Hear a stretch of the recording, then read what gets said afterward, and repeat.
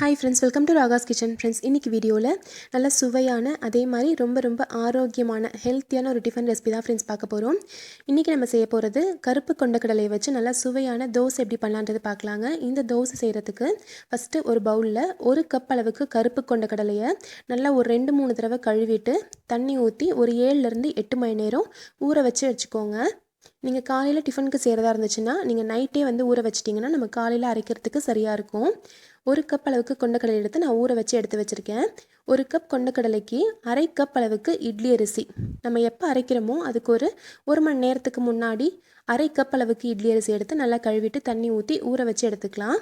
இப்போ அரிசியும் நல்லா ஊறிடுச்சு. இப்போ கொண்டக்கடலையும் நல்லா ஊறிடுச்சுங்க, அரிசியும் நல்லா ஊறிடுச்சு. இது ரெண்டையும் நம்ம அரைக்க போகிறோம். இந்த தோசை செய்கிறதுக்கு நீங்கள் கருப்பு கொண்டக்கடலை மட்டும்தான் பயன்படுத்தணும் இல்லைங்க. அதுக்கு பதிலாக நீங்கள் வெள்ளை கொண்டக்கடலை கூட நீங்கள் எடுத்துக்கலாம். அதுலேயும் நல்லா சுவையாக இருக்கும். ஆனால் இது அதை விட இன்னும் கொஞ்சம் ஆரோக்கியமானது. இப்போ தண்ணி எல்லாம் வடிச்சிட்டு ஒரு மிக்ஸி ஜாரில் இதெல்லாம் நம்ம சேர்த்துடலாம். இப்போ ஒரு மிக்ஸி ஜாரில் ஊற வச்ச கருப்பு கொண்டக்கடலையை சேர்த்துருக்கேன். இது கூடவே காரத்துக்கு ஒரு 3 பச்சை மிளகாய், சின்ன துண்டளவுக்கு ஒரு 2 சின்ன துண்டளவுக்கு இஞ்சி எடுத்திருக்கேங்க. இது கூட ஒரு 1/2 டீஸ்பூன் அளவுக்கு சீரகம். இப்போ நம்ம ஊற வச்ச இட்லி அரிசியும் நம்ம சேர்த்துடலாம். இப்போ அரிசியும் சேர்த்தாச்சு. இதில் ஒரு 1/2 கப் அளவுக்கு தண்ணி சேர்த்து நம்ம அரைக்க போகிறோம். கூடவே தேவையான அளவுக்கு உப்பும் சேர்த்துக்கோங்க. உப்பு சேர்த்துட்டு 1/2 கப் அளவுக்கு தண்ணி ஊற்றி நல்லா தோசை மாவு கன்சிஸ்டன்சிக்கு அரைச்சிக்கோங்க. தோசை மாவு பக்குவத்துக்கு அரைச்சா சரியாக இருக்கும். இப்போ பாருங்கள், நல்லா நைஸாக அரைப்பட்டுருச்சு. இப்போ அரைச்ச மாவை ஒரு பாத்திரத்தில் மாற்றிடலாம். இது அடை மாவு மாதிரி நல்லா திக்காக அரைக்கணும்லாம் தேவையில்லைங்க. இந்த மாதிரி தோசை மாவு பதத்துக்கு அரைச்சாலே போதும். இப்போ நம்ம மாவு அரைச்சாச்சுங்க. இதை நம்ம புளிக்க வைக்க வேணும்னு அவசியமே இல்லைங்க. நீங்கள் அரைச்ச உடனேவே நம்ம இதை ஊற்றிக்கலாம். நல்லா சுவையாக இருக்கும், நல்லா சாஃப்டாகவும் வரும். அதே மாதிரி மீதி இருந்துச்சு அப்படின்னா நீங்கள் ஃப்ரிட்ஜில் வச்சு 2 நாள் வரைக்குமே நீங்கள் பயன்படுத்தலாம். பாருங்கள், இந்த பக்குவத்தில் மாவு இருக்கணும். இப்போ நம்ம தோசை ஊற்றுறதுக்கு ஸ்டவ்வில் தோசை கல் வச்சுக்கலாங்க. கல் நல்லா சூடானதும் லைட்டாக கொஞ்சம் எண்ணெய் தடவி விட்டுக்கோங்க. நான் இப்போ வச்சுருக்கிறது நான்ஸ்டிக் தோசை தவா ஸ்டவ்வில் வச்சுருக்கேன். ஃபஸ்ட்டு நம்ம நான்ஸ்டிக் கல்லில் ஊற்றி காமிக்கிறேன்.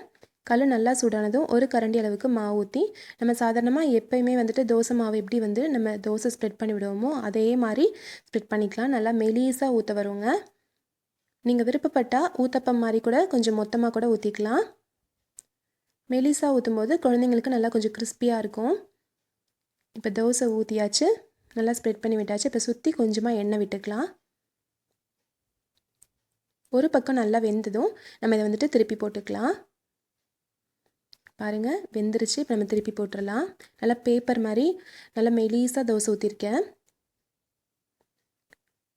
திருப்பி போட்டதும் ஸ்டவ் சிம்மில் வச்சுருங்க. அப்போ தான் அடுத்த தோசை நம்ம ஊற்றுறதுக்கு நல்லா வரும், இல்லைன்னா சுற்றிட்டு போகும்.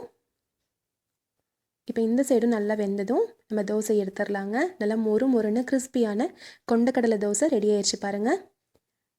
இதுவே கொஞ்சம் மொத்தமாக நான் இரும்பு தோசைக்கல்லில் ஊற்றி காமிக்கிறேன். இது நல்லா ரோஸ்ட்டாக பேப்பர் ரோஸ்ட் மாதிரி வந்திருக்கு பாருங்கள். இப்போ நான் ஸ்டவ்வில் ஒரு இரும்பு தோசைக்கல் வச்சுருக்கேங்க. கல் நல்லா சூடாயிருச்சு. கல் நல்லா சூடானதும் கொஞ்சமாக எண்ணெய் தடவி விட்டுட்டு ஒரு 1/2 கரண்டி அளவுக்கு நான் மாவு எடுத்துக்கிறேங்க. கொஞ்சம் மொத்தமாக தோசை ஊற்றிக்க போகிறேன்.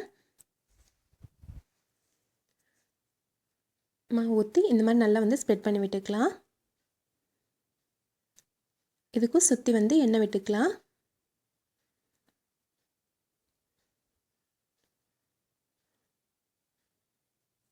எண்ணெய் விட்டு நல்லா ஒரு பக்கம் வெந்ததும் நம்ம திருப்பி போட்டுக்கலாம். நீங்கள் கொஞ்சம் மொத்தமாக ஊற்றுறீங்க அப்படின்னா நம்ம மூடி வச்சு வேக வச்சோம் அப்படின்னா நல்லா டேஸ்ட்டாக சாஃப்டாக இருக்கும். அது கொஞ்சம் மொத்தமாக ஊற்றிருக்கின்றனால இதை ஒரு மூடி போட்டு மூடி வச்சிடலாம். மேலே இருக்கிறதெல்லாம் நல்லா வெந்துடட்டும். அதுக்கப்புறமா நம்ம திருப்பி போட்டுக்கலாம். பாருங்கள், மேலெல்லாம் நல்லா வெந்துருச்சு. இப்போ நம்ம திருப்பி போட்டுடலாம். இந்த தோசை நான்ஸ்டிக் தவாவில் மட்டும்தான் வரும்னு இல்லைங்க. நம்ம இரும்பு தோசைக்கல் அதே மாதிரி நம்ம வீட்டில் நம்ம யூஸ் பண்ணிகிட்ருக்க எந்த தோசைக்கல்லாக இருந்தாலும் நல்லா ஒட்டாமல் நல்லா சுவையாக வரும். கண்டிப்பாக நீங்களும் இதே மாதிரி ட்ரை பண்ணி பாருங்கள். ரொம்ப ஹெல்த்தியான தோசையாகவும் இருக்கும். ஒரு பக்கம் நல்லா வெந்ததும் நம்ம திருப்பி போட்டுடலாம். பாருங்கள் எவ்வளோ நல்லா வந்திருக்குன்னு. நல்லா ஒரு ஹெல்த்தியான டிஃபனாக இருக்கும். கண்டிப்பாக நீங்களும் இதே மாதிரி செஞ்சு ட்ரை பண்ணி பாருங்கள். ட்ரை பண்ணி பார்த்துட்டு எப்படி வந்துச்சுன்ற சொல்லுங்கள். இப்போ 2 சைடும் வெந்ததும் நம்ம எடுத்து சர்வ் பண்ணிடலாங்க. சூப்பரான சுவையான கொண்டக்கடலை தோசை ரெடி ஆயிடுச்சு ஃப்ரெண்ட்ஸ். கண்டிப்பாக நீங்களும் ட்ரை பண்ணி பாருங்கள். இதுக்கு சைட் டிஷ்ஷாக நல்ல சுவையான ஒரு சட்னி எப்படி பண்ணலான்றதையும் இந்த வீடியோவோட நான் அட்டாச் பண்ணியிருக்கேன். நீங்கள் அதையும் வந்து ட்ரை பண்ணி பாருங்கள். நல்ல சுவையான கார சட்னி எப்படி பண்ணலான்றது பார்க்கலாம். சூப்பரான ஒரு சட்னி எப்படி பண்ணலான்றதாங்க பார்க்க போகிறோம். இந்த சட்னி செய்கிறதுக்கு ஸ்டவ்வில் ஒரு வாணலி வச்சுக்கலாங்க. இதில் 2 டீஸ்பூன் அளவுக்கு எண்ணெய் விட்டுக்கலாம். எண்ணெய் சூடானதும் 1 டேபிள் ஸ்பூன் அளவுக்கு உளுந்தம்பருப்பு போட்டுக்கலாங்க. இது கூடவே ஒரு 1.25 டேபிள் ஸ்பூன் அளவுக்கு கடலைப்பருப்பு போட்டுக்கலாம். இப்போ இது கூட 1 டீஸ்பூன் அளவுக்கு மிளகு சேர்த்துக்கலாம். கூடவே ஒரு 3 வரமிளகாய் சேர்த்துக்கலாங்க. இந்த சட்னிக்கு வரமிளகாயை விட மிளகு கொடுக்குற காரம் தான் ரொம்ப ரொம்ப சூப்பராக டேஸ்ட்டாக இருக்கும். இது எல்லாத்தையும் நல்லா வறுத்துக்கோங்க. பருப்பு எல்லாமே செவக்க வறுப்பட்டதும் ஸ்டவ் ஆஃப் பண்ணிடுங்க. ஸ்டவ் ஆஃப் பண்ணிவிட்டு வறுத்தது எல்லாமே தனியாக எடுத்து வச்சிடலாம். இப்போ பாருங்கள், எல்லாமே நல்லா வறுப்பட்டுருச்சு. மிளகாய் நல்லா செவந்து வறுப்பட்டுருச்சு. அதே மாதிரி பருப்பு நல்லா வறுப்பட்டுருச்சு. இப்போ தனியாக எடுத்து வச்சிடலாம் இதை. இப்போ நான் இந்த மாதிரி ஒரு பவுலில் தனியாக எடுத்து வச்சுருக்கேன் வறுத்தது எல்லாத்தையும். இப்போது இதே எண்ணெயில் மீடியம் சைஸில் ஒரு 3 நாட்டு தக்காளியை கட் பண்ணி சேர்த்துடலாங்க. இது கூட தேவையான அளவுக்கு உப்பு போட்டு இதை நல்லா வதக்கிக்கலாம். தக்காளி நல்லா சாஃப்ட் ஆகணும், அது வரைக்கும் இதை வந்து வதக்கிக்கலாங்க. மூடி வச்சு ஒரு 3லேருந்து 4 நிமிஷம் வதக்குனிங்கன்னா போதும். பாருங்கள், நல்லா சாஃப்ட் ஆயிடுச்சு. இந்த அளவுக்கு நல்லா வெந்ததும் இதில் 2 ஸ்பூன் அளவுக்கு தேங்காய் துருவல் சேர்த்துடலாங்க. தேங்காய் துருவல் சேர்த்து ஒரு தடவை நல்லா கலந்து விட்டுட்டு ஸ்டவ் ஆஃப் பண்ணிடுங்க. இந்த சட்னி வந்து பார்த்திங்கன்னா வெங்காயம், பூண்டு, இஞ்சி இதெல்லாம் சேர்க்காமையே ரொம்ப ரொம்ப டேஸ்ட்டாக இருக்கும். இது ரெண்டும் நல்லா கலந்ததும் இப்போ நம்ம ஸ்டவ் ஆஃப் பண்ணிடலாம். ஸ்டவ் ஆஃப் பண்ணிவிட்டு இது நல்லா கொஞ்சம் சூடு ஆறட்டும். சூடு ஆறினதுக்கு அப்புறமா நம்ம மிக்ஸி ஜாரில் போட்டுக்கலாம். இப்போ நல்லா சூடு ஆறிடுச்சு. இப்போ ஒரு மிக்ஸி ஜார் எடுத்துக்கலாங்க. நம்ம வறுத்து வச்ச வரமிளகா, மிளகு, பருப்பு இதெல்லாம் இருக்கு இல்லைங்களா, அதை போட்டுக்கலாம் மிக்ஸி ஜாரில். அது கூடவே நம்ம வதக்கி வச்சுருக்க தக்காளியும் தேங்காய் இருக்குது இல்லைங்களா, அதையும் சேர்த்துடலாம். இப்போ இதில் தண்ணி எதுவும் சேர்க்காமல் இது நல்லா நைஸாக அரைச்சிக்கோங்க. நம்மளுக்கு தக்காளியில் வந்த தண்ணியே போதுமான அளவாக இருக்கும். இப்போ நல்லா அரைப்பட்டுருச்சு பாருங்கள். இப்போ இதை ஒரு பவுலில் மாற்றிடலாம். இப்போ இதில் மிக்ஸி ஜாரில் கொஞ்சமாக தண்ணி சேர்த்து அதையும் இதில் சேர்த்துடலாம். இப்போ நம்ம சட்னிக்கு தாளிச்சிடலாங்க.